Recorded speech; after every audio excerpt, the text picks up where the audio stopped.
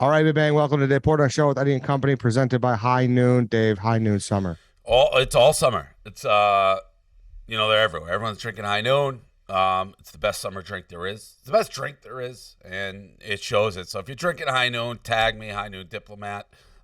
Still top three: passion fruit, pineapple, watermelon. You can add a little vodka in if you want. Really make it a little stronger, whatever you want. But it's the drink of the summer, and everyone's drinking it. Where'd you get that hat, Eddie? It's a barbecue place you went to in Louisiana. Yeah, where'd you get it? They were at a like a rib fest kind of thing in Chicago last summer. Oh, got it. Yeah, that's what I was curious. Yeah. High Noon's everywhere, like legitimately everywhere now, I feel. It is. It's taking over. It like everybody knows the best drink. We're getting like who what's her name? Karina Kampfels like posted it. Every just where people.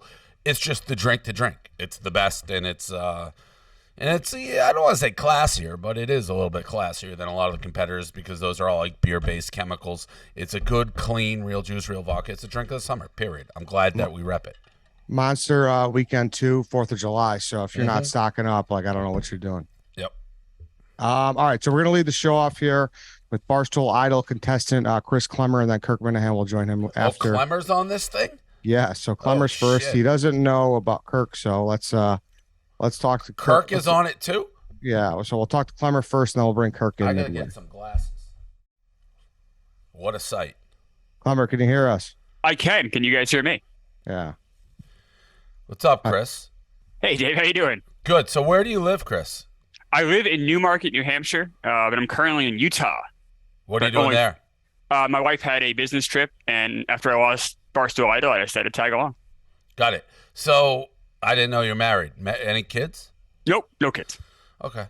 So I mean, I don't know where we're going with this, Eddie, because I never know who's on. I was fascinated by Klemmer. I mean, just look at the dude. I think he has a very unique look. I think the fact that, I did DM with him a little bit, and I told him, I said, I'm fascinated. He's like, well, if you're looking for a guy who wants it just to be permanently like 1998, I'm your guy. So he does that Seattle Mariners thing, the season. All of it's very interesting to me and very real and genuine.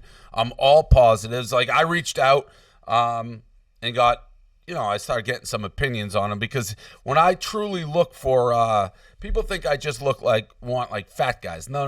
I look for unique, unique people, and Klemmer is definitely, there's something about him that's unique. I've also, the biggest attraction I've heard is that you're not great at taking you don't like people I don't want to say making fun of you, but I'm pretty hard on the people who are part of my crew. And I've heard that maybe that doesn't go great with your personality. Also, I will admit he's been, while super aggressive and a go-getter to be part of Barstool Idol, he hasn't followed up with me at all. I've been like, hey, I'm interested. He's like, oh, yeah, good. And what was that, a week ago? I responded back, and then Eddie reached out about 2 hours after my last response to you and said that we were going to have this sit down. So I didn't want to overstep. So I knew this was coming, and I didn't know if you and Eddie had been corresponding. So yeah, I had no idea. Okay. That makes sense. That's totally fair. Interesting. So, first of all, the layup you hit in Idol was one of the more athletic things maybe I've ever seen, like running at that top speed to be able to finish a layup. What if you're married, are you willing to pick up and move? Yeah. So my wife, her job, she can work remote, and there are firms where she works that are in Miami and New York. So both of those options wouldn't be a big deal for us. Got it. So you must have one of the most supportive wives of all time. The most supportive wife of all time. Yeah. Wild. So why didn't it work with Kirk? I was with Kirk for a year. I'm a huge Kirk Minihane fan. I love the show. That's how I kind of made my way even to Barstool's directions when you guys brought Kirk on. And I was with Kirk for a year every week. I thought it went great. I loved being in there. At the end, he seemed to think I wasn't as interested in this show. I still was. That might be a question for Kirk, honestly. But I still love the show. I still listen to the show. So were you like fired? Were you fired from Kirk's show? Oh yeah, thrown out of the studio, the whole thing. Yeah. So I had tickets to an NBA Finals game. My buddy was coming in. I said, "Hey, I can't make it in for a few days next week." He didn't like that and threw me out of the studio. Interesting. Dave, do you know about his podcast or no? Klemmer's? Yeah. The Mariners? No, a theater near you or theater near me? Yeah. That he was going to go to a movie every single day, and then COVID hit, so he stopped doing that. Now, why didn't you just pick that up again once COVID ended? I think that's a cheat. Like, I had done it 102 days in a row. I got COVID. I think if you go back, the whole point was I go to a movie every single day for a year. And there has to be, as bizarre as it has to be some honor in that. And, like, if you break the streak, if Cal Ripken took a day off and then plays a doubleheader the next day, he's not, the streak wouldn't have continued. Yeah, I guess. I mean, if Cal Ripken was playing, COVID hit, and they shut the games down. I don't know that I don't know if that would have ended his streak. What do you think, Kirk? If I asked Kirk, should I hire Klemmer? What do you think his answer would be? I hope he'd say yes. I think I huge Kirk Minihane fan, obviously, but also I think I did a good job by him. I tried to. I certainly did my best. I went in every week for a year, unpaid. Every day or once a week? No, once a week. Once a week. Yeah. And I tried to be as prepared as possible for every show. And I went to a few of the live shows that he did. I love doing those. I certainly tried hard and did my best, but that's a Kirk question. I have to ask him. Yeah, I don't know. I'm fascinated by him. I think there's a chance. I still haven't decided exactly when, how this crew is going to unveil itself. I know I need self-starters. People are certainly motivated. But I've said this about other people. Chris Klemmers don't grow on trees. I hope not. They don't. One thing I will say, Dave, is I think I'm pretty self-sufficient. So, I do the Mariners stream by myself. The nice thing about the Twitch thing is you can just plug and play. I did the Out of Theater Near Me podcast. I was doing those. I'm not the biggest tech guy in the world, but I was able to produce those on my own. If you have a small crew in Miami, I think having self-sufficient people can be a big asset. Well, yeah, 100%. That's what I'm saying. And just a weird mishmash. I mean, imagine like a me, Klemmer, Nadeau to start rolling around like South Beach. I mean, that is an image to think about. I'd love that. I get along really well with Jeff. That would be a dream come true in a bizarre way. Where'd you get those headphones, Klemmer? So, I'm trying to do the air traffic controller thing. No, I got them at the Best Buy because I'm in Utah. So I'm like, shit, I need to have some way to kind of be able to talk to these guys. So I have a microphone at home, but yeah, this is my kind of cheesy look here. People can see. Oh, nice. Thank you. No, that's good. Wait. So what intrigued you about him, though, Dave? Is it just because he knows Mariners baseball, or look at him? Look at him. B, the Mariners thing is like, that's an idea. Who comes up with that? Like, there's no one else on the planet who comes up with something like that. And the movie thing, very strange. They're just,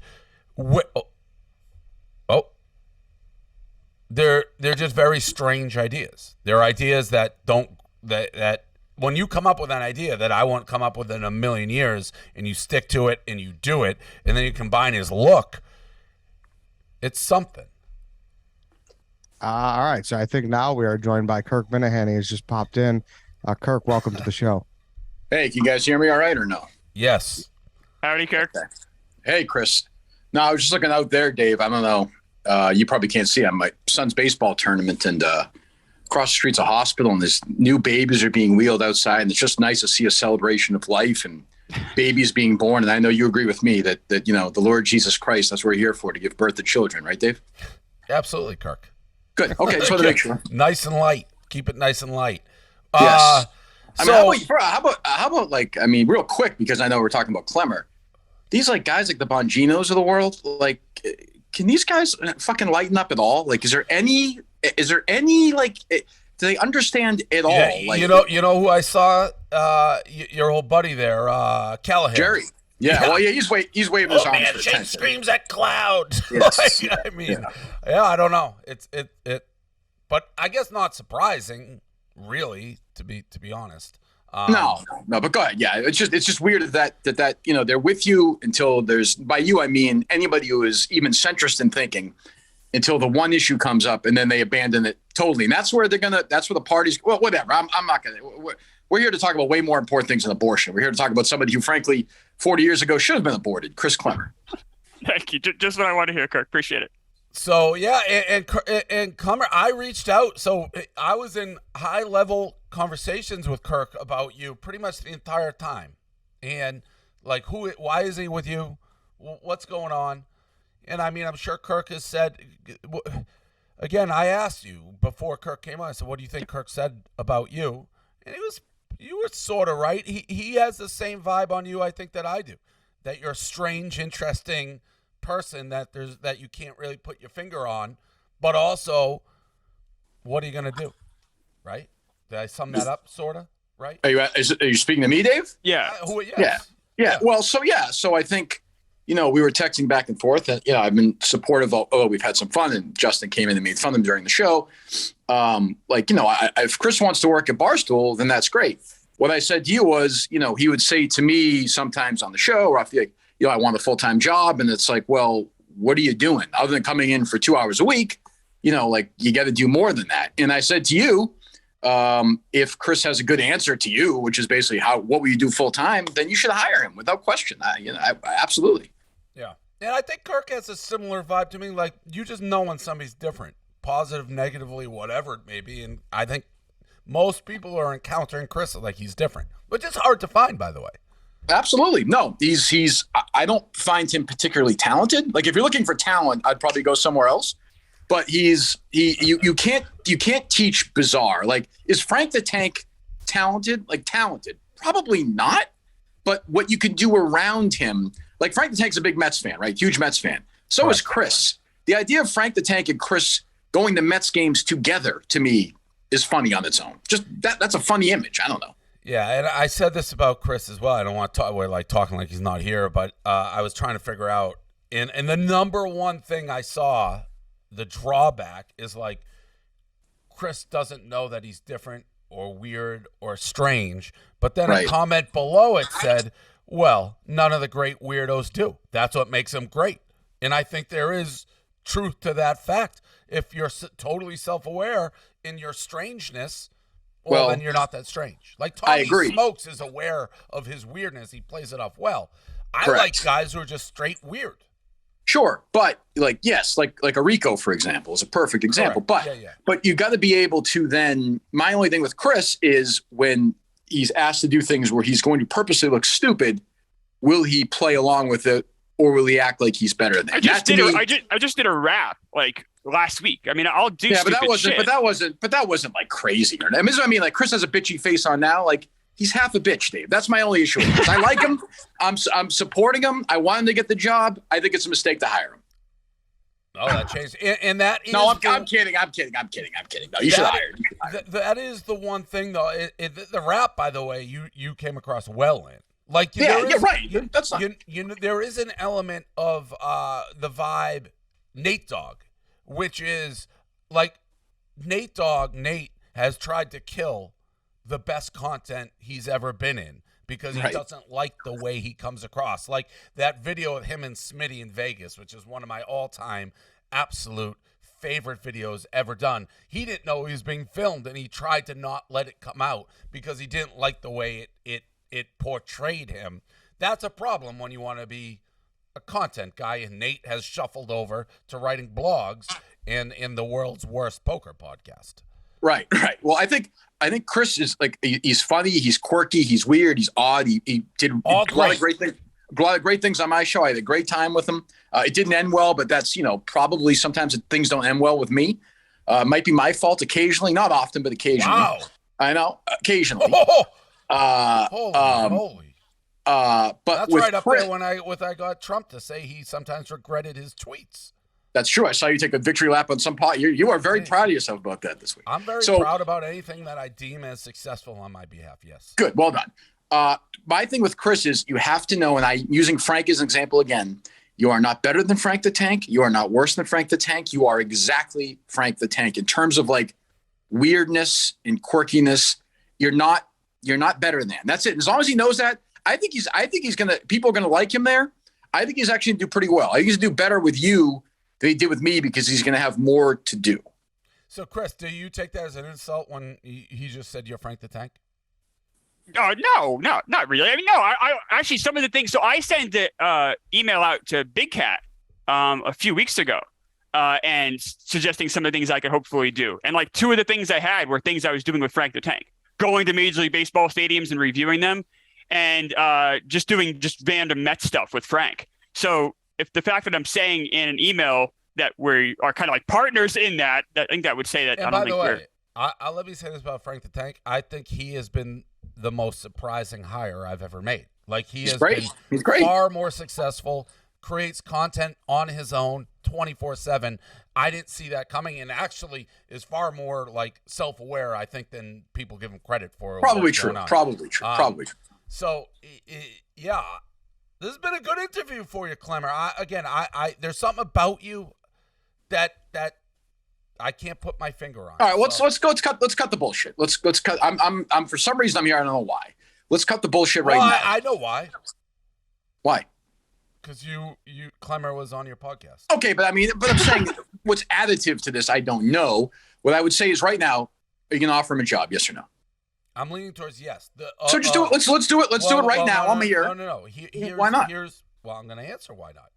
Because if it's my crew, I'm not ready to have people around me quite yet. I'm sitting here in the Hamptons. It would be back to Miami. Is he just going to go to New York? I got to figure out what that looks like. I'm not going to hire him and just have him sitting at home right away till I know what's going on in my world. So you think he's going to be? So you think he's going to be with you, like in Miami? New York, Miami, yeah. Chris, are you okay with that? Because Chris is very picky about. You are. I'm not picky. What am I picky about? Are you? So you're okay with that? Yeah. Yeah. Okay. Yeah. Well, good. All right. Yeah. And Dave, I'd be willing to go to New York as kind of, until you're ready to go to Miami and do some stuff. I mean, I think my strength is I also do things from a nostalgic bend, and I really love movies. I'd love to, whether write blogs, get a podcast going about, the 100 best movies of the 90s.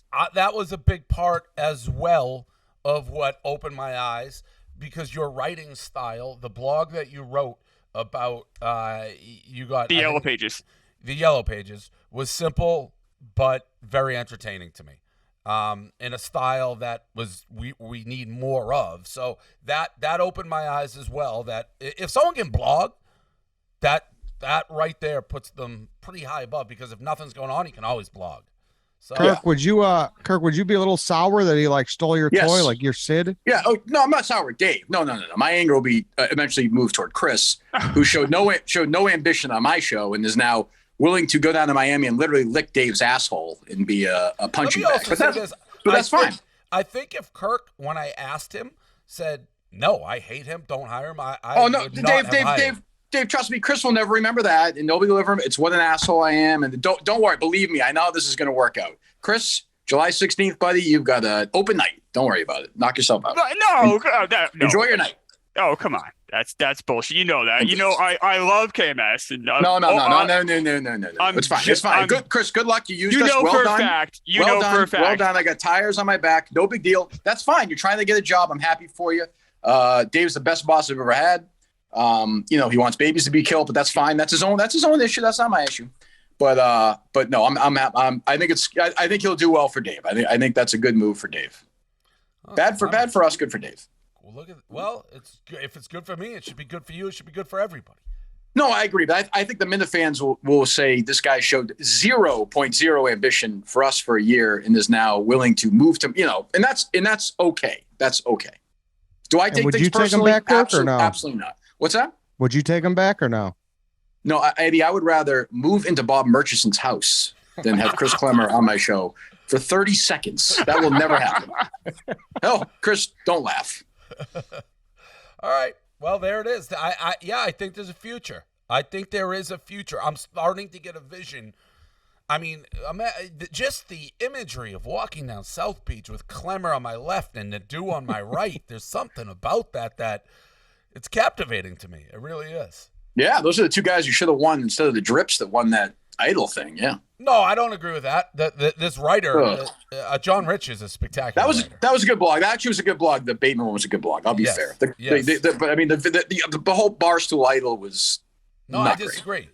Not great. It was not a great presentation. I think we found some pretty good talent. So who knows? Yeah. Well, we shall see. I hope we shall so. see. Yeah, we shall see. Tell your buddy Jerry I said hello. Boy, he is mad. What Jesus. he gets so fucking mad about? You know what he's mad about, Dave? Honestly, what comes down to with him is that he asked you to go on the show like 6 months ago. You initially, according to him, said yes and then said no. So now all that animus it's got nothing. He's just falling in line with Dan Bongino and all these other guys about the abortion thing. But he's mad because you didn't go on this show, and this is his way of taking it out. And I love the guys, but I'm just telling you that. And I know you like him too. Yeah, I like him too. I like him too. It didn't really bother me. I mean, whatever. He's very predictable on where he's going to fall on every single issue. As is where like guys like me and you actually are different is occasionally, like for me, I don't want to again do like I think it's okay to say, hey, you know, I have some conservative values or whatever. I can vote Republican. I believe this and that, but I also believe that I can be pro-choice. Like the world, by the way, that's the way a lot of America feels, but we're getting drowned out by everyone hard on the left and everyone hard on the right, getting completely washed out by that. That's so pretty much what I tried to say in so many words, and people come. The bottom line is this, and I'm sure Eddie was going to ask me about it. And I knew I had already said it. I really don't care what other people do. I love people. I'm getting people. There was one perfect quote I retweeted that like, you just want to come in young bitches. That's why and have no responsibility. It's like, this will never affect me. I'm fucking wealthy beyond my wildest dreams. You're affecting poor people and people in poor states who may not be able to go to a different state. It has not. I just don't want to force my beliefs on other people. Like, let people do what they want to do. That's pretty much it. What? Has Tucker reached out and asked you to go on to talk about this or no? No, nobody's reached out. No? I thought he might. I don't know. He may, to be honest, Klemmer laughed, but from what I know of him, I think he would be pretty reasonable in this view. Yeah. I don't. I don't see a lot of debate in those shows. That's why I laughed. I feel like Fox News it's simply just one way. Same thing with the other side as well, though. It's 100% either side. Again, both sides are equally against me now, so I've created a nice little niche where both sides hate me. Exactly. For now, either way, the next issue. Either way, if you went on Jerry's show, then he would say you're the greatest guy ever. So to be honest, that started right when you started your podcast. Right. And I told you I had no problem. I don't care who goes on. If your show's not good enough to withstand a Jerry Callahan, like then you should fucking get out of the business. And by the way, listen, I like Jerry, but I'd just be doing him a favor. Of course, yeah, I agree. So, he knows that. Yeah, it's true. If you want to be on. Anyways, all right. But good luck, Chris. Good luck. Thank you, Kirk. Hope it goes well. Do not contact me. Dave, as always. Are you going to be at the mini golf thing, Dave? Of course. Okay. I'm winning. By the way, I guarantee you winning that. I'm winning that. I'm pretty good. I've never. Have you played the course before? No. It's not far from you, right? Or is it? We're fucking going to the Hamptons. Yeah. It's not, but I haven't played it. Okay. Fucking, I mean, just a gigantic. It's like 9 hours for me to get to this goddamn thing. But I'll be there. I'll be there. I'll be there. Right. I'm sure Klemmer will be there dressed as a fucking dolphin, and Nadu will be dressed as a fucking tiger, and they'll be fucking whatever dancing for you. So congratulations. That's possible. All right, boys. All right. Thank you, Kirk. Thank you, Kirk. Yeah. It's a good interview. He gave you pretty much a good recommendation, Klemmer. Do you have a tear in your eye? Yes, many. No, I think that Kirk didn't. I think that was a very good recommendation from Kirk. I'd agree. Very, very pleased with that. And again, he did, because I wouldn't. If he had something seriously against you, he's like, no, do not hire him. I would have stayed away, but he never said. He's like, yeah, he may be a good fit for you. His main concern issue is like initiative. He's like, he had a year to come up with a way to prove he deserved a full-time job and never did. That was essentially what he said. So I guess maybe the difference for me is that I feel like there's more avenues for what I do with Barstool, because it's a bigger landscape. Yep. And I think that, like, whether it be blogging or whether it be doing a podcast about movies, I did stuff while I was doing Kirk's show. I did other podcasts, but Kirk doesn't, it made sense for me to do it on my own than it did for Kirk, because there just wasn't a natural, going to movie theater every single day wasn't a natural fit necessarily for exactly what Kirk does. But it might be a better fit for what Barstool does, because you guys have a bigger umbrella. Right. All right. Thank you. Thanks for joining. We'll be in touch. Thank you, Dave. Thank you, Eddie. Right, see you, Klemmer. Thanks, Klemmer. There it is. Chris Klemmer and Kirk Minihane. Yeah.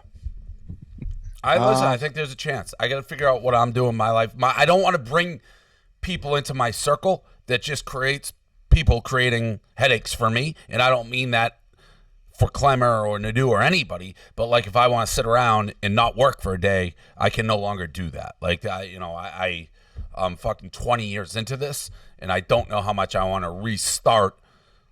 So my people around me have to be very self-sufficient without me being involved in their day-to-day, if that makes sense. No, I mean, I think this is growth for you. I think this is like a lot of times we just, act before we really think here in some ways, before we all have all the carts in order. So I think this is good. Thanks, Eddie. Let's talk about the Game Time app, Dave. You went to a concert this weekend, right? Yeah, I went to Palm Tree Festival. I'm actually wearing some of their merch right here. It was in the Hamptons. Kygo, Jimmy Buffett. I mean, anytime I see Jimmy, I geek out because he's like my favorite guy in the world. But yeah, if you need tickets, Game Time is a ticketing app that makes it easier than ever to score last-minute tickets to sports, concert shows that guarantee the lowest price. They crack the code on how to score a deal on last-minute tickets. Whether you're spontaneous buying tickets to a concert you've been eyeing or planning ahead to the NFL season, Game Time is the best ticketing app, making your live experience seamless and affordable. Download the Game Time app. Go to the account tabs, create a login, redeem code DPS for 20 off your first purchase. Terms apply. Download Game Time last-minute tickets. Lower prices guaranteed. Exclusive ticketing partner, Barstool Sports. Make sure you're using them. So it was good. How was Jimmy? Awesome. He's always awesome. The crowd loved it. He likes it. He's getting up there. Like, I feel like I'm probably I don't know when people stop being Jimmy Buffett fans. I mean, you can always be Jimmy Buffett, but in the sense, his tickets, they maybe still do, sell out in a second when I was a kid. When I was in high school, middle school, putting the shark fin on my Subaru and going to the Tweeter Center. I don't know that he's still, how long, I don't do, high school kids still be like, oh, gotta go Jimmy. I don't think so. I think maybe now it's Kenny Chesney or Country Fest or things like that. So I don't know where I fit in on his spectrum of fans, but I mean, he's one of my favorites, if not my favorite artist of all time. It's crazy that I know him now, but yeah, I love him. Yeah, he's a bucket list kind of guy. Yep, definitely. I mean, excuse me, I've said this before. When Churn and Group bought Barstool, they asked me what my business inspirations were, and I gave them two people. I said Jimmy Buffett and Rob Dyrdek. Both guys, in my opinion, who started something niche. Buffett singing about beaches, Rob Dyrdek skateboarding, and turned it far more into a lifestyle brand and got into all different.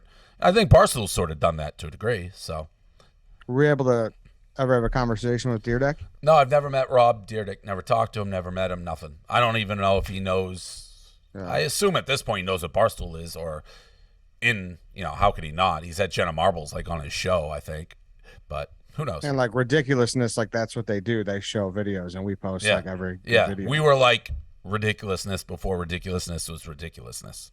Well, that's what Tasho, right? Yep, exactly. Tasho. I've made that video of watching. I do not think Tasho is funny. Still, not even No. I mean, I get the videos. I maybe some of the stuff, but I remember making that video. He also people write his jokes, but whatever. It's does he still do it? Is Tasho still a thing? I don't believe so. I believe he still does stand up though. Yeah, I heard stand up's pretty good. Not a huge stand up guy, but it could be. No, only Chris Rock. That's where it ends for you. Pretty much. What about you? Don't like? Well, you like Bill Burr, obviously too. Yep. You like Chappelle or no? Yeah, I mean, I'm not a huge stand-up guy, but yeah, I think Chappelle's funny. Yeah. Well, now it's kind of morphing where all these guys are doing podcasts and stuff, and true. You see them other places. I don't like bang jokes. I'm much more the conversational, tell a funny story type thing.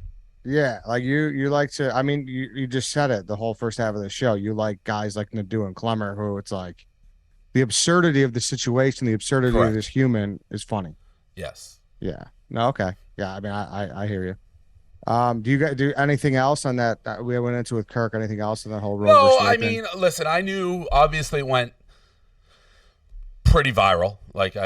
My rant, at least 3 million, I think, and I only put it on my personal channels. I was very clear not to put it on Barstool channels and turn down some requests for Barstool to speak, because I don't know. I think most of the people at Barstool probably feel how I do, but I don't want to speak for people who don't. It's obviously a divided issue. And I don't think Barstool as a company should be taking a stand one way or the other on it. But personally can do it. The whole thing's crazy to me. And crazy in the sense of when it really, and it's kind of what I was saying to Kirk, when it boils down to it, if you have enough people on one side and another on the other, the side I'm on, which is pro-choice, I don't, who is anybody to believe they are morally superior, smarter, more intelligent, that they can tell a stranger what to do with their life? That is what I believe in. And I actually think I'm one of the, and everyone, why are you talking politics? I think I'm one of the more consistent people on both sides, in that any issue, I generally stay out of the person's life. Like when it's coming to lockdowns and COVID, it's like, let the person decide how they want to deal with it. If they want to open and someone wants to go towards the end, if they want to wear masks, let the individual decide. Here, let the woman decide. It's her choice. Let her. I'm generally always less government. And where this gets into a semantics game for me is you're going to hear the pro-lifers twist their arguments. Well, we're saying less government because we're taking it out of the federal and putting it in the states. Well, that's just going to still create more government for those people in the states where they want to put all the rules and restrictions. So don't tell me less government. You're throwing it to the states for the explicit purpose to create more government in people's lives. So, and even like, I haven't said how I feel on guns. I've never said that. I think it's a more complicated issue. Obviously, everybody's united. We want less school shootings. How to get there, less guns, less guns. But the same people who will be like, you can't get rid of it, because, and this is where my Constitution rant, the same people who are like, hey, you can't get rid of guns because it's in the Constitution, but you can kick abortion to the states. Well, that's just because the Constitution was written 250 fucking years ago, and abortion, the technology, it didn't exist. So how the fuck could it be in the Constitution? You're going to use a 250-year-old document to dictate what can be and what can't? That doesn't make sense. And by the way, guns are in the Constitution because when it was written, you didn't want the federal government to become so strong it could basically like enslave the people. So it's like the people have to be able to defend themselves against the federal government, so they got to be able to have guns. That's why guns is in the Constitution. That doesn't matter now. You think the federal government, if I have an AK-47 or whatever, all the people that a tank and airplanes, all that, it doesn't matter. It's irrelevant. So you're just using outdated logic for why this and that, and it all comes down to religion. That's what abortion is. And by the way, I don't care what your religion says. Then never have an abortion. That's fine. But someone else may have a different religion. And I thought in this country, the whole reason it was kind of started separation, not persecution, religion. Don't force your religion down somebody else's throat. It is never going to affect me. This issue will never affect me. If I impregnate 1,000 women, I can get 1,000 abortions on a first-class ticket on a jet circling the earth 1,000 times, like I said, because I'm wealthy. But don't tell other people what they can do. Not everyone's that lucky. I don't know why some people feel they got to force their religion down other people's throats. Let them do them. Of course, you can argue, well, the people who say it's murder, we're always going to disagree on that, right? Like, there's no way to it's like we feel differently. But if you look at the mass people, enough people disagree. So it's you do you, and the other side do the other side. But don't shove your beliefs down my throat. That's how I feel about it. Now, you said that Tucker did not reach out to you. Was there anyone that came at you that you were kind of surprised by? What do you mean, like ask me to talk about it? No, like, because a lot of people were going at you. They were pissed off at you. Was there anyone like, oh, okay, like No. No, there was nothing like that. No. No, I mean, I highlighted the two of that I've been like, which is insane. Like, so pro Dave, so pro Barstool, so pro this, so pro that. And now they're like, this guy's the worst. And by the way, anybody who has paid attention to anything that I have said for the last 2 decades knows how I was going to feel on this issue. Nothing has changed with how I feel about any of this. I've screamed it. It's one of the I've said this 1,000 times. The people who fucking hate me, like the extreme left, I'm so much closer to their social views and always have been. They just alienate me and make me hate them because they're so fucking crazy. Both sides are fucking crazy. And it may not be 95%, like I said, but the majority of people, I really do think, just want the government to stay out of their lives. And where it gets tricky is the left manipulating the English language to be like, we are keeping the government out of our lives by throwing it to the states. Yeah, so they can put more government in people's lives. Yeah, but at the same time, I think, is it fair to say you enjoyed like how much the right cozied up to you by all your appearances and whatnot? No, enjoy is not the right word. It grew Barstool and my brand. Big time. Correct. So that's like good. I remember I won't forget being in Indianapolis and that lady was like 80. 100%. Remember in the car? Yeah. 100%. Yeah. No, it 100% benefited me and Barstool. They were using me and I was using them. But I've never seen it any other way. And as I have said, I would go, give me any platform that I think can build us. But Eddie, there's that's the platform. Like what is that company, Talking Points USA? Breaking Points. They've offered me $100,000 multiple times to do 45-minute speeches at their convention. Maybe that's not it. Breaking Points is a show on YouTube. I don't want to. No, it's Talking Points USA. Oh, okay. That is that the Charlie Kirk guy? Yes. Okay. All right. Way different. Sorry, my apologies. Yes. So I have been offered hundreds of thousands of dollars to speak at their conferences, events. I've turned it down every single time. For 45 minutes, I can make $100,000 like that. I don't do that. Those are small platforms. I've been offered to go speak at a Republican convention. Don't do that. So when you say cozy up, I'm not doing that. Like, no, you give me a big platform. And Tucker has always been super fair with me, and I've done the reason. I'll go do that. That benefits me. But I'm not cashing checks or doing stuff like that. Yeah, and listen, I'm not arguing one way or the other. I'm just saying what people will say, and 100%. That's what people will say. Like, all right, yeah, those are the conversations, those are the topics that he picks when you're on, Dave. But the shit that he talks about when you're not on, that's where it's like you're still getting Barstool crowds to go over there to watch that kind of rhetoric, So I don't know that I'm getting people to go over there, and I have done the research, and if I find something that it's like, oh, this guy's a racist or this guy's that, then I would stop going on. I haven't found that smoking gun yet. I haven't found it. People are allowed to have their different beliefs. I also had people are so stupid. I got 1 million. Hey, you're pandering. Of course you'd pander. It's like, what are you talking about, pander? I did the fucking opposite. Like, I know what my crowd's like. I know if I was pandering, I would have gone the other angle. I would have been like, yeah, pro-life. These people are crazy. That would have been pandering. I say again, you can say whatever you want about me. For 20 years, I have said how I felt regardless of the reaction to what I say. Now, did you have the opposite of that? Did you have people on the left being like, holy shit, I can't believe Dave's making a good point? Yeah, we had some of those.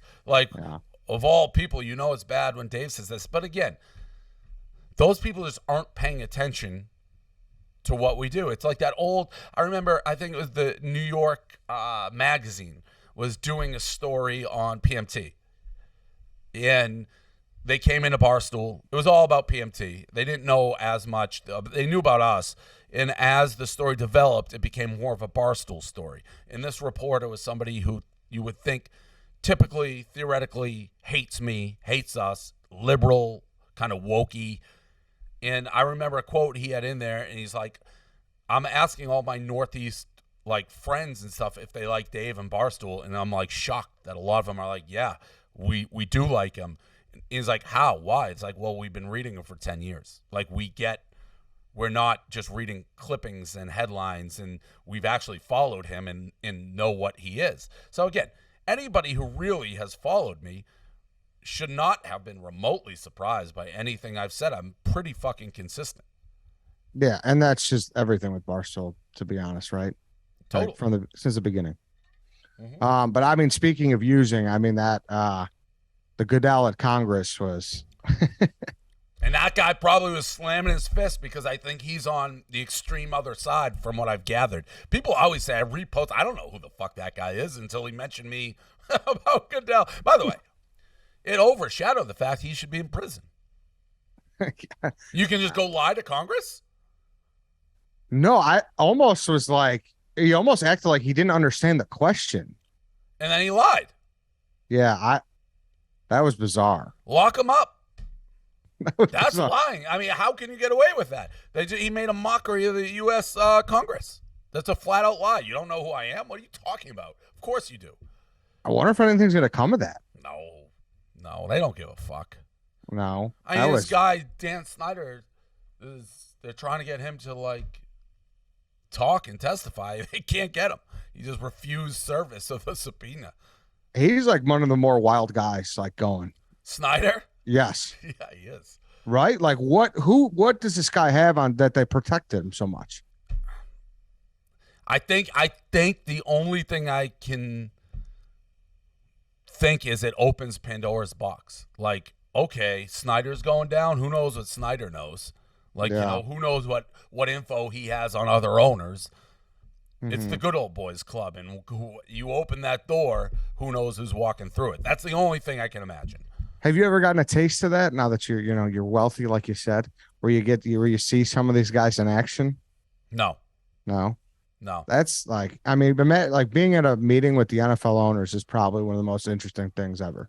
Yeah, I mean, I always say, with all the shit that I go through, where I've been picked as like a person that the left is going to try to destroy, if the amount of time and effort was spent combing through every email, every woman, everything of some really rich people, like the stuff they would dig up. Like, I think I'm as clean as you can be for somebody of my stature going through all that.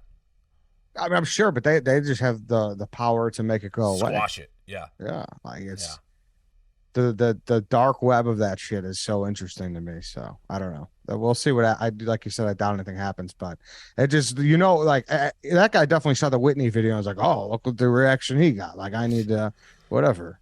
Yeah. Who knows what he did? It was so out of left field. I saw you were getting some blowback on Sunday for supporting the gays.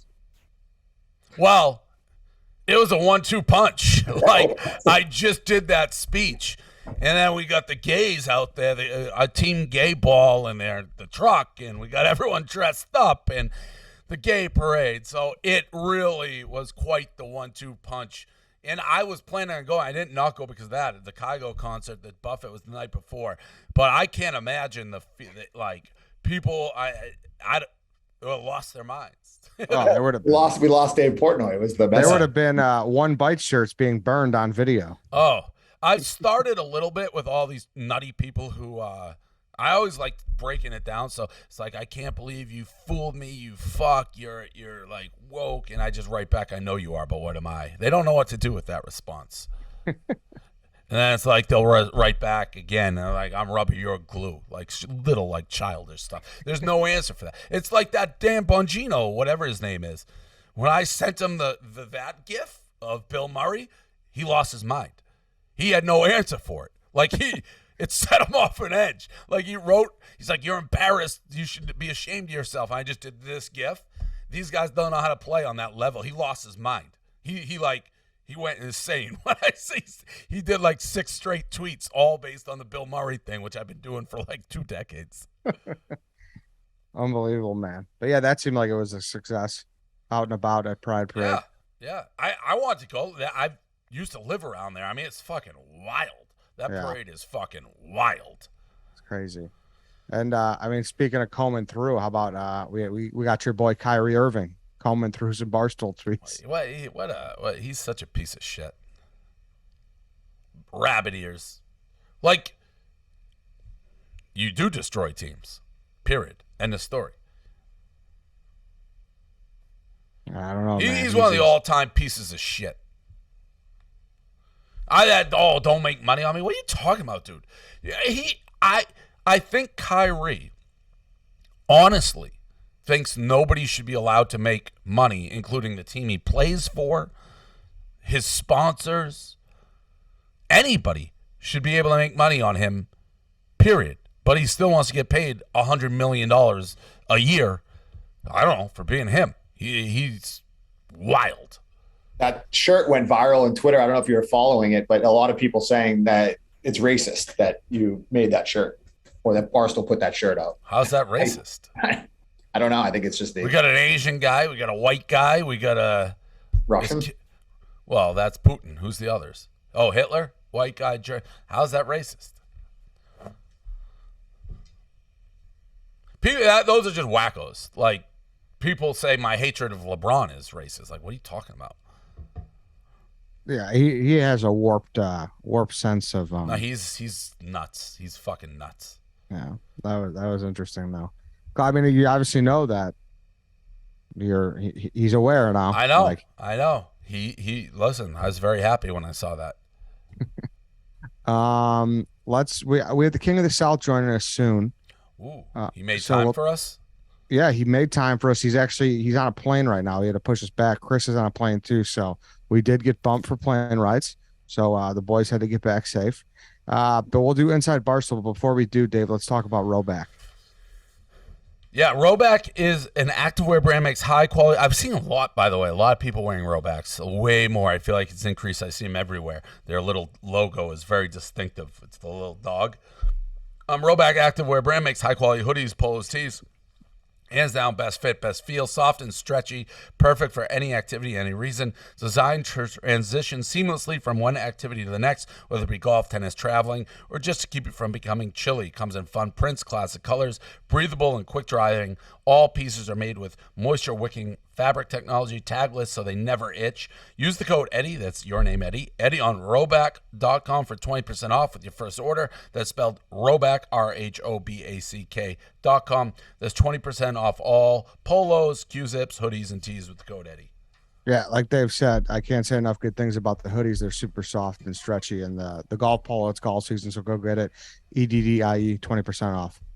All right, let's get more into Idol, Dave. We talked about a little bit with Kirk as well. So obviously Caroline won, and then you also hired John. So two people and maybe a third. Yeah, we're trying to get Danny. Okay. You just like what you saw from her, and yeah, I think Danny. I was impressed by what Danny has done on her own, and she gave me some pretty strong Alex Cooper vibes in terms of learning how to do stuff herself and being like pretty together and editing and all that. Not necessarily like the same bucket of what she does. But yeah, anybody that has accomplished what she has accomplished on her own and can do the man on the street type stuff and is willing to put herself out there, I think that's hard to find. So I was impressed by her. Caroline won.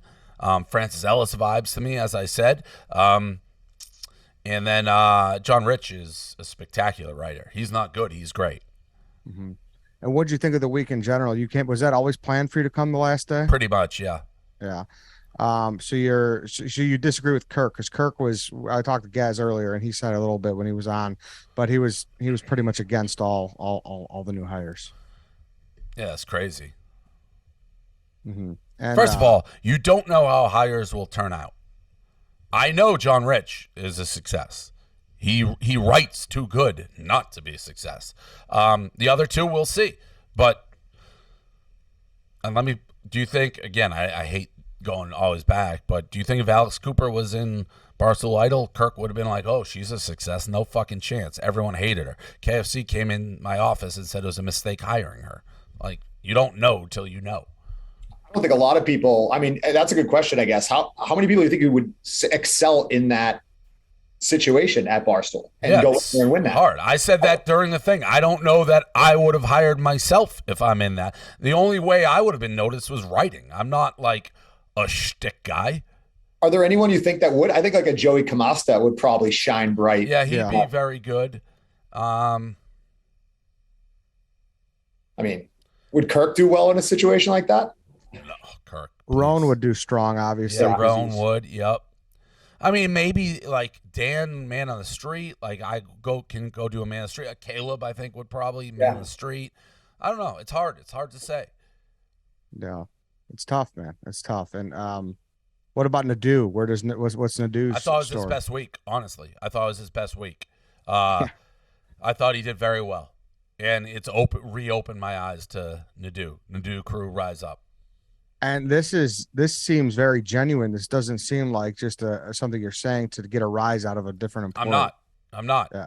Because even if he was in my crew, he wouldn't be around there. I'm looking at it objectively. Rico should not be able to prevent him from getting a job if he's earned a job. He was very good that week.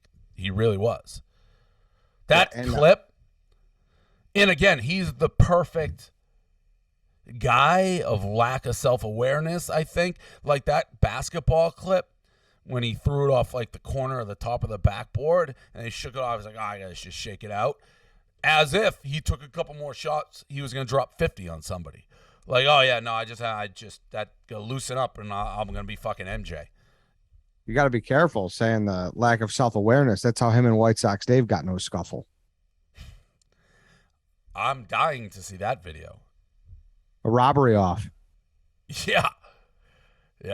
So for people that don't know, White Sox Dave in the rundown, it was me, him, and Chief, and we talked about the Nadu on last week's show, robbing girls at 11. And White Sox Dave was like stunned. He's like, that's no self-awareness. And Nadu made a emergency press conference and said, hey, I challenge you. Let's go to a bar in Chicago, his home turf. Yeah. We'll see who robs the most girls. Yeah. I mean, that would be an all-time video. That would be an all-time video. I hit him up to go to Lancaster. I want to see that in action. Who doesn't want to see Jeff Nadu rob girls? I mean, he had a very good week. He was very entertaining. And it goes back to the original time I became aware of Jeff Nadu. It was Big Cat. When we were hiring gambling, he goes, I got a guy you got to see. He's like, you have to see this guy to believe this guy. I'm like, all right, what do you got? And he showed me a video, and Nadu was holding the phone this close to his face, ranting about college basketball. And I saw, I got to hire this guy on the spot.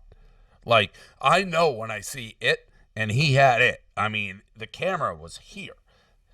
But obviously it's been turbulent. Some his doing, some not his doing. But I'm over like Rico has no say in who we hire here. And if I think he can be helpful, and that was the vibe I got, he is back with a legit chance in my mind. But again, it's the same thing as Klemmer. I got to figure myself out. If he's in your crew, though, are you going to have like a certain day of the week he's got to wear the Karl Malone jersey or what? No. All right. No. Yeah, he was great. Nadu was great last week. Speaking of Rico, what did you think of? Did you see Billy? He right in his grill. Yeah. Listen, you make your bed, you got to lay in it. He handles things really poorly, obviously, in terms of not. Weirdly, they could be good for us because it creates content. In terms of the things that truly bother Rico and make him mad and then are going to make him hate coming to the office, there is nobody worse at handling their own business than him. Like he's almost like Goodell in a way. You've had a million opportunities to put this thing to bed, and he's incapable of doing it, and he doesn't realize all it does is make his life more miserable on the things he doesn't want to deal with. Hope he never changes. Like, I don't know that he's capable of it. Like, he can't just be like, yeah, okay, fine, I'm over it. Let's like put it in the past. Both Nadu, Billy, I believe, have offered like olive branches at multiple times. Like, let's just end this shit, and he won't do it. The video that I don't know if it was Milmore or Ross. The editing, yeah, with the ticker and it was unbelievable. Listen, Rico has created this world. There's nobody to blame for it except Rico, and I don't feel bad for him. It's his reality that he's created. And I meant to ask too before about the Barstool Idol stuff. Now that there's two potentially three new bodies, does that mean we're gonna have to clear up some spots on the bench to put them in, or is that because I know that was people? Yeah, non-related. No, non-related. Okay, because no. I think it was a couple years where you made that reference where people to get new people you gotta. Well, yeah, we rarely, if ever, fire people. Well, contract expires. Yeah, but no, right. That doesn't. We're not just going to keep re-upping somebody who we think isn't delivering any sort of value for us. That is just the new world. I've said that. Old Barstool, and I'm sitting in Milton, you pretty much had a lifetime job unless you did something horrific. People know that is not the case now. Like, we're more of a business. There's more numbers being looked at.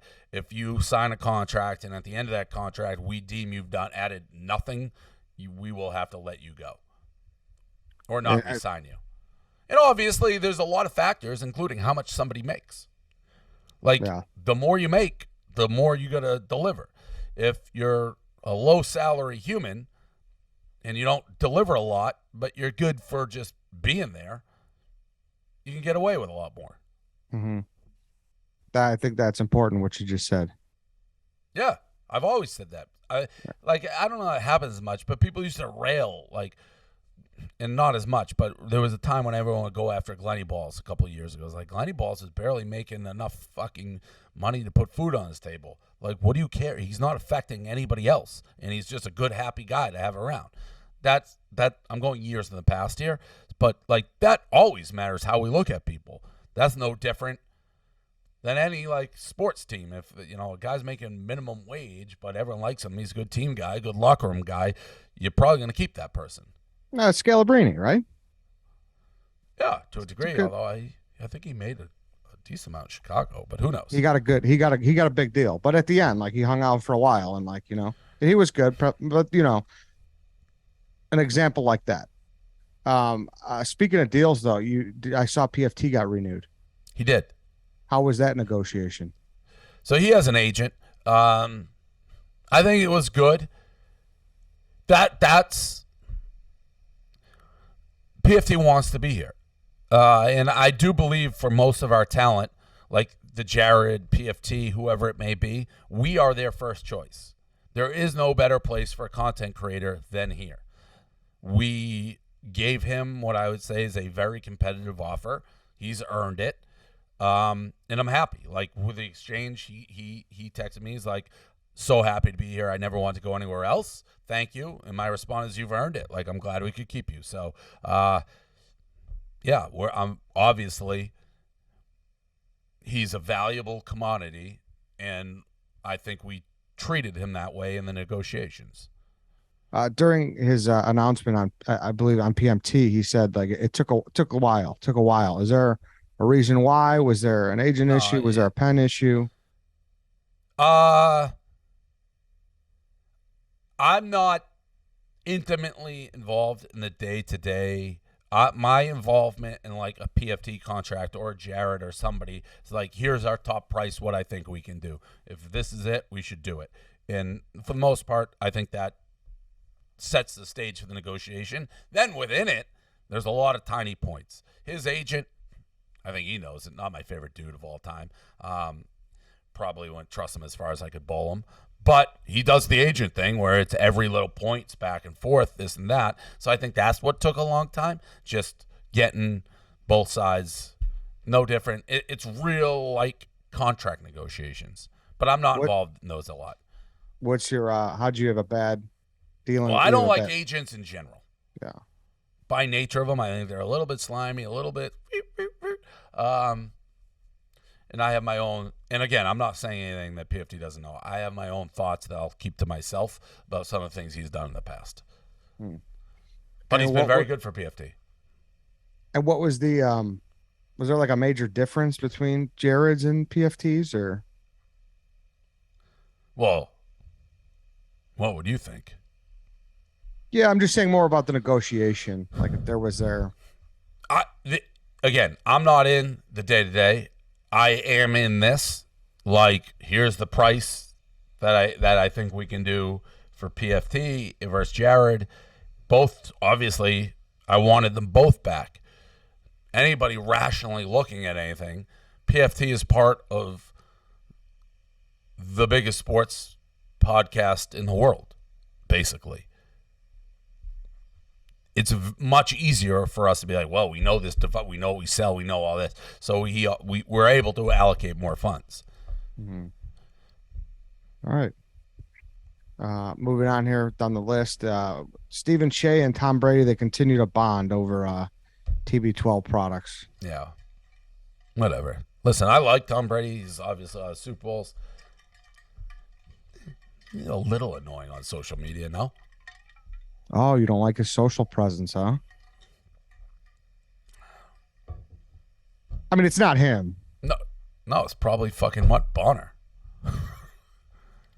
Probably. But he's almost like a little Jeter-esque. Like silent for so long on social media, and all of a sudden, like over the top on it. Mm-hmm. Like he's with the sign guy. Like, really? Yeah. What was it? He had one that went super viral recently. Well, I forget what it was. Yeah, he's Tom Brady. Yeah. I mean, it's not. I could go viral every 2 seconds if I was like using his social media. Yeah. Also saw the Wheeling Mayor. You took a shot at rediscovering America. Did you see that? I didn't see it, but I love Wheeling, so I'd rather not pick fights with the mayor of Wheeling. We do like rough and rowdy there. Yeah. At least we used to. That's like you could argue that's like a core Barstool city. Yeah. So I did hear they took the shot. I'm like, oh man, why are we picking fights with Wheeling, West Virginia? I love Wheeling. Yeah. How about Steph Curry playing in the Barstool Classic? It went from my jaw hit the ground. I texted Frank. I'm like, Steph Curry's at the Barstool Classic? Like, yeah.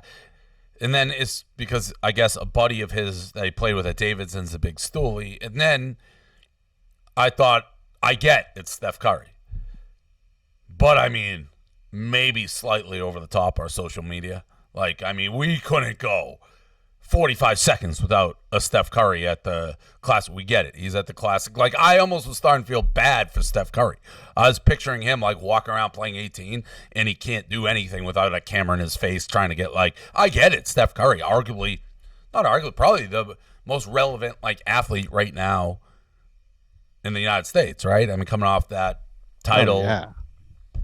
But let the man breathe. And like golf course is like one of the most private places for them. I would assume, to be honest, he seemed like one of the nicest guys you can have going. He never seemed bothered or perturbed. That like he literally couldn't take one breath of air without us making content out of it, which I get. But did that ever cross your mind at one point? Like, all right, we get it. He's there. Let him. Yeah, I think I saw every tee shot he had. Yeah, it's like, did you think that, Gaz, at any point? Like, Jesus Christ. Yeah, I wasn't going to underdeliver. I knew that, and then hear about like, oh, we got the biggest star in the world right now, like at our event. You never at any point were you like, oh, we may be going a little overboard with it. Yeah, I mean, there was things where like he had a missed putt and we're like, he doesn't miss or something like that. And I was like, he missed the putt. Like, what are we putting out that for? Like, it wasn't even close. But from what I got on the ground was like, he was cool. Like, it wasn't fucking up his day or anything. I guess he must get it like everywhere. But I do think there's an element of, and again, you have to do it, Steph Curry. But we got it. And then I bet athletes, like, if we got a little bit and then just let him, like, be himself, I bet there'd be an element of, like, I fuck with these guys. Like, I can be, like, a normal human around here. Almost like blackout days with, like, a Gronk or when they come and it's like no one even knew they're there, you know? Yeah. But it's tough. He's Steph Curry. Well, he also, like, he had the chance to be normal, too, right? Because he went to Davidson. He wasn't really, like, he had that huge tournament, but he also had some big years where like he wasn't like so like he wasn't a LeBron, a star so young where he's like completely an alien. No, I mean he clearly, by all accounts, was super cool. And also the only thing too, they did win the title like what, a week ago. Like I feel like no matter where they are in this little stretch in their lives, like people are always filming them with their shirts off doing this or doing that. So it's kind of like a weird spot where he's the Blackhawks win the cup or the Bruins won the cup. They're just like in the fucking mix and they're like no one's gonna bother them no matter what at that point. Yes. And but very cool nonetheless. Yeah, nuts. And Pink Whitney, I mean, you couldn't get a better endorsement than that. Unbelievable. Yeah. You see Balls popped his top on Nashville on the stage? I did. Singing. What, did he sing the whole fucking concert? Like, I thought he was doing one song, and like 45 minutes later, he's still singing. It was unbelievable. Balls life. Yeah. And I think we have a photo here to pull up, too, of Balls at NASCAR. I want to The tattoo one? Yeah, if you noticed anything in particular with that one. Sausage. Is that Good Sausage? to see him. Yeah, good to see him. Someone sent me a photo of Sausage just stuffing his face with like a hot dog at some event.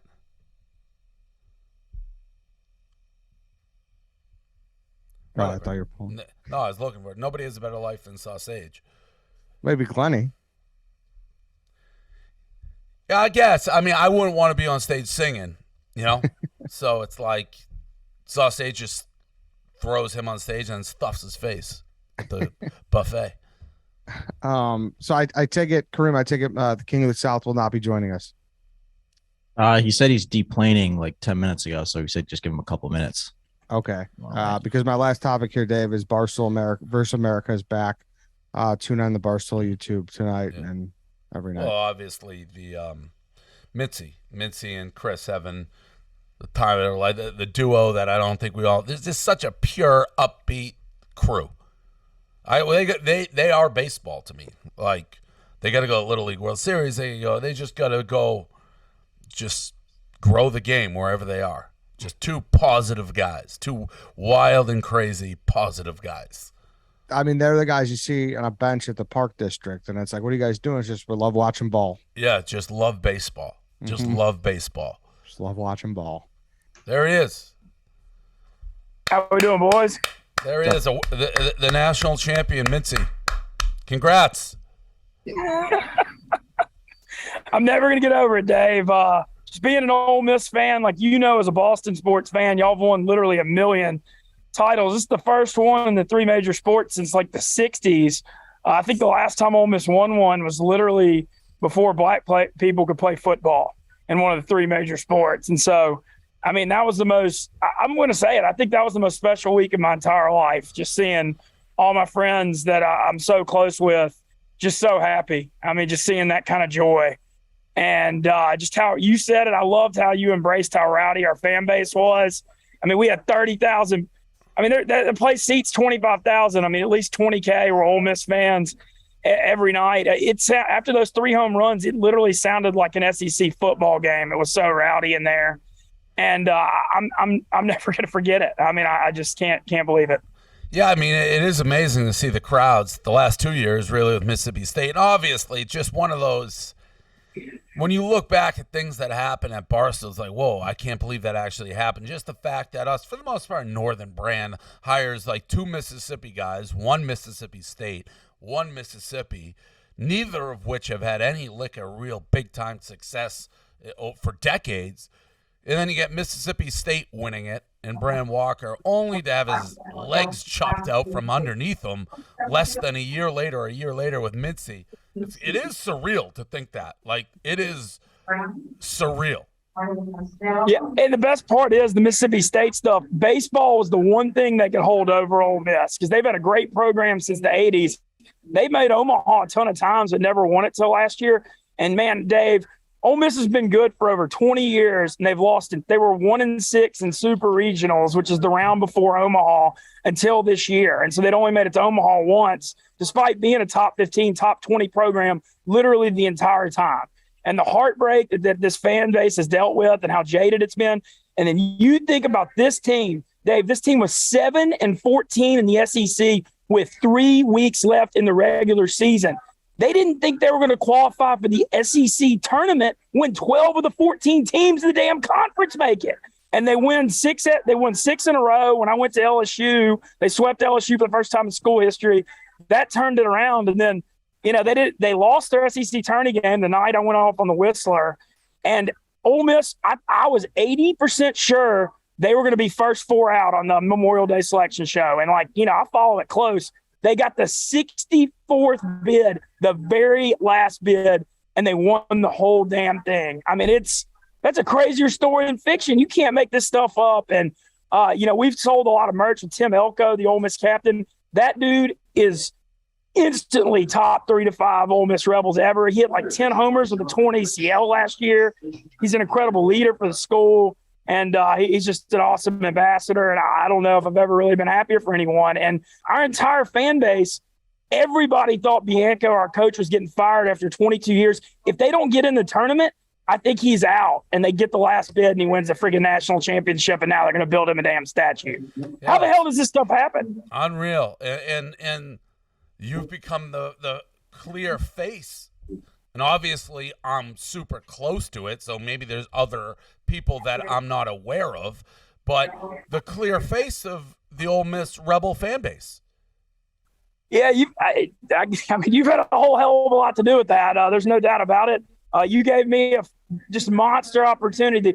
But when I got hired at Barstool, there were people, you just don't have any idea how many people in the South would kill to have this job. And when I got that opportunity, I knew the potential because people love Barstool in the South and Louisiana, Mississippi. And, I hope you see how serious I've taken it. And I'll do literally anything that if it takes to help the brand. And, it's an honor to represent Ole Miss. I mean, I lived there for 10 years in Oxford 3 different times. I went back when I was 31 years old. I've been part of a tailgate. We've had a left field tailgate since I've been a part of it for 8 years, since 2014. We have 80 people in that tailgate, Dave. Every one of them came to Omaha. Everybody. And I've tried to do everything I can to embrace it. My biggest mission when I got hired, there were a couple things. I met with the athletic department and I said, hey, let's build this together. And I'm in lockstep with the athletic department. I know you see, I do the Ole Miss Sugar Bowl video. I have a better relationship or as good a relationship as anybody in this company with the school. And that's been a huge, huge part of it. I try to make sure I connect with the whole fan base. And then my other mission was like Ole Miss is a smaller SEC fan base. When I got hired, I said, it's time to bring that passion back. People say we're not like the craziest, loudest fan base to compete with the LSUs and the Bamas. I say F that. And you see how hard I turn it up. I don't care how I look on camera. I'll just go nuts with it. And now I feel like I've had a big impact in bringing the rowdiness back to this fan base. I don't think there's any doubt about it. It's inspiring. If Ben Mintz isn't in that stadium, does Ole Miss still win the College World Series? I gotta get. I don't know. But the thing, I don't know if they might win it, but they damn sure wouldn't have had hundreds of thousands of views. Dave, thank you so much for supporting it. Our athletic department, it's been so cool to see last year when the college baseball thing started. It clearly triggered your interest even before Omaha because you're a baseball guy. I know you are. You played in high school. And it just wasn't something in the Northeast culture that was like, y'all just didn't realize there was value in it because you didn't realize 10 and 15,000 fans show up to these damn games and how passionate it is. And you embraced it last year. And what a difference a year makes. Last year in Omaha, I was like 1-8, my first 9 gambling picks. I have to watch State win it. And this year I won 57 units the last 3 weeks, and I got to see Ole Miss win the national title. How the hell does this shit happen? And you're on your way to Oxford now, right? Oh, yeah. I'm in the Memphis airport right now. And speaking of that, Memphis, Tennessee, all you listeners from Memphis, sign up for the Barstool Sports book out. We're live in Tennessee. Don't ever forget that. I just landed in Memphis. I'm an hour from Oxford. Tomorrow, championship parade. And then they're having a big celebration in the field. I don't know if I'm riding in it yet, but I damn sure am trying. I'm calling people, trying to get in it. I'm going to do everything I can, and then I'm going to interview. I've done interviews the whole tournament with Tim Elko and Kevin Graham, our 2 senior leaders who could have gone and played pro baseball last year and came back. We're going to do a last big interview with them that's going to be so, so special. And going to go see our Raising Cane's guys, too. They're doing a big activation in Oxford tomorrow. So, love it. Whatever I can do to help that. One last question before you go. You're in Memphis. Have you been to Graceland? I have not. I've never been to Graceland, which is ridiculous. That's weird. That's a sad answer. I used to always go gamble in Tunica, Mississippi, right by here. Was what I always used to do. That's where I started playing poker and stuff. But I've never I've never been to Graceland, which is really a shame because I do love Elvis. That's kind of weak. Silvana's she's obsessed with Elvis and trying to get me to go to Graceland. So I wanted to report on what it was actually like. Dave, did you see real quick? I don't think you saw the video of me with Leanne and the Tuohys before the game. They were the first family of Ole Miss that got you the Disney tickets. They were the Blindside family. Yeah. I made a point to do that video with you. I really wanted you to see that. Yeah, you guys I'm indebted to them forever. So yes. Yeah. They're great, and they love you. SJ Tuohy works for the Central Florida Athletic Department. They're big fans, but I wanted to make sure we did a pregame video. I wanted to make sure you saw that. All right, thank you, King. Go enjoy the parade. You're a champion. Oh, damn right. And then hopefully next week, if Ole Miss can win a national championship, why can't I make a run of the World Series, man, next week? You don't play that good. Everything's coming up, Mincy. Good luck, all right, take it easy. Come on, Dave. Oh, that was the Portnoy show. I was on with Dave right there. I don't know what that extra was. He's a god amongst men. Period. Congrats. I mean, it really is nuts. It went Mississippi State, Ole Miss, and the best thing, the Old Mintz, like just that T-shirt that we're selling, the Old Mintz one is one of my favorite T-shirts I've ever seen. Old Mintz with him, national champion, sitting on like the Game of Thrones throne. Yeah. Unreal. And honestly, all jokes aside, though, like that's a pretty incredible run. Incredible. And it's one of those. Well, Barstool made a deal with the devil again. I know, but how the fuck does it go Mississippi State, Mississippi, and those are the two guys we got from the South. It's wild. Neither of them have won anything in 50 years. It's crazy, man. It's crazy. You want to sprinkle some for the Bears, I'll take it, Dave. All right, then. Good luck. Congrats again to Ben Mintz, Tim Elko, and the Ole Miss Rebels. You want to talk about a guy, the great weirdos don't know that they're that weird? Benny Mintz. Mm-hmm. Like, I think he maybe really thinks if he wasn't in the crowd, this doesn't go down. There's people like that. And I love it. Yeah. It's beautiful. And shout out to Chris, too. Yep. And I love Chris. Chris is just, again, those shirts, people blame authenticity. That's all. That if you have that and we hire you, you can go a ways here. You'll be fine. All right, then. Anything else, Dave? That's it. No show next week. Barstool's closed down for 4th of July week. So yeah, thanks everybody for listening. We'll be back the following week. I think it's like the 11th or something like that. So thanks everybody for listening. We'll be back in a couple weeks. All right, cool.